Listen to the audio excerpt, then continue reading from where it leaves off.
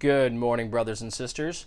Preach the word because it exalts Christ in his church.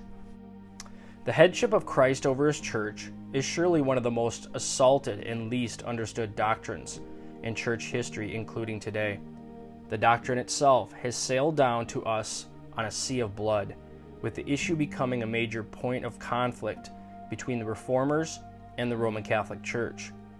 Catholics insist the Pope is the head of the Church, and the Roman Church anathematizes those who deny that claim.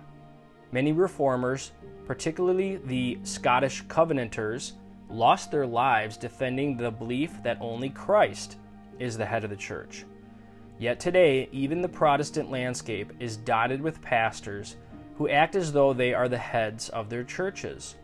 Their mutiny against the true head of the Church is seen most clearly in their deliberate de-emphasis of his word among their congregations. By sidelining the scriptures, they are, in essence, silencing the voice of God in the church. After all, to take the Bible out of the church is to revolt against the church's one rightful head. Conversely, to bring the word of Christ to his people is to facilitate and exalt the headship of Christ over his church.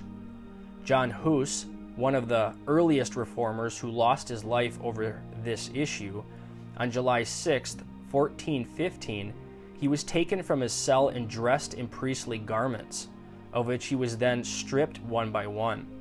He was tied to a stake and asked one last time to recant, but he refused. He was burned alive. His dying prayer was this, quote, "Lord Jesus, it is for thee that I patiently endure this cruel death. I pray thee to have mercy on my enemies." He literally died for the headship of Jesus Christ over the church. Why did the Roman Catholic Church object to Huss's teachings? There were basically three issues that Rome opposed. First, Huss taught that the church is made up of all predestined believers.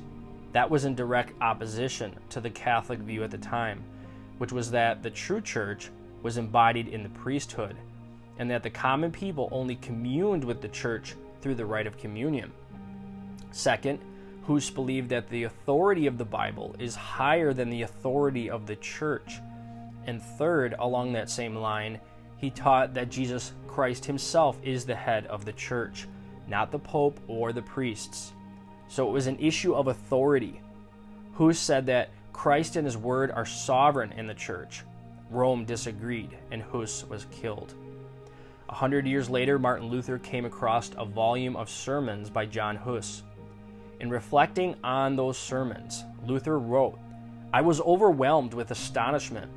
I could not understand for what cause they had burnt so great a man, who explained the scriptures with so much gravity and skill.